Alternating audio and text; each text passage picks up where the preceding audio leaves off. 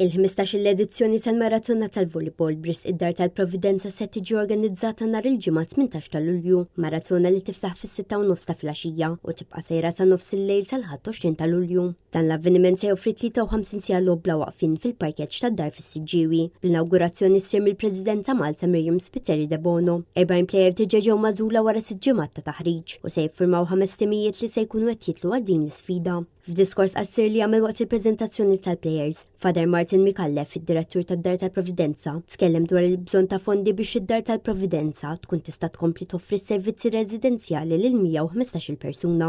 Għal ukoll id-Dar tal-Providenza tinsab fil-proċess li tiftaħ aktar djar fil-komunità, propju fis-sena li fiet jitfakkar is-60 anniversarju mit-twaqqif tagħha. Father Martin ħeġġeġ il-pubbliku sabiex jattendi għal din l-attività biex jissapportjaw lil plejers li b'tant dedikazzjoni u impenn se jkunu qed jitlu għal din l-isfida.